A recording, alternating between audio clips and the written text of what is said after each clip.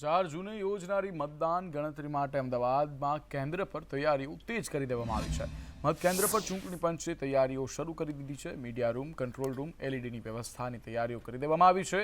Gujarat college, LT engineering કોલેજમાં મતગણતરી કરવામાં આવશે।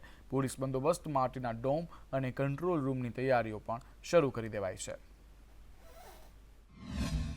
લોકસભાની ચૂંટણીને લઈને 4 જૂને પરિણામ જાહેર થશે અને તેને લઈને મતગણતરીની અમદાવાદ જિલ્લા કલેક્ટર તરફથી એટલે કે ચૂંટણી પંચ તરફથી જ્યાં મતગણતરી થવાની હોય ત્યાં પણ તમામ પ્રકારની તૈયારીઓ છે તે કરવામાં આવી છે। જ્યાં મતગણતરી થવાની છે તેની બહાર પણ ઉમેદવારો જ્યાં જઈ શકે, લોકોનો જે ધસારો જ્યારે થતો હોય છે ત્યારે પહોંચી વળવા માટેની પણ વિશેષ વ્યવસ્થાઓ જે કરવામાં આવતી હોય છે અને મતગણતરી જ્યાં થવાની હોય છે તે તમામ રૂમમાં બેરિકેડ્સથી લઈને તમામ જે સીસીટીવીથી લઈને તમામ જે ચૂંટણી પંચ તરફથી જે કામગીરી કરવામાં આવતી હોય છે તેની તૈયારીઓ છે તે હવે મતગણતરી કેન્દ્ર ઉપર શરૂ કરી દેવામાં આવી છે। અહીંયા 4 જૂને મતગણતરી કેન્દ્ર થવાનું છે। વિવિધ કંટ્રોલ રૂમ પણ ઊભા કરવામાં આવશે, જેને લઈને તમામ જે વ્યવસ્થાઓ જે કરવામાં આવતી હોય છે તે વ્યવસ્થાઓના ભાગરૂપે અહીંયા જે વિશેષ વ્યવસ્થાઓ છે તે પણ કરવામાં આવશે। અહીંયા તમામ જે સીસીટીવીની સાથે કંટ્રોલ રૂમ જ્યાં ઊભા કરવાના છે તેની પણ તૈયારીઓ છે તે કરવામાં આવેલી નજરે છે તે પડી રહી છે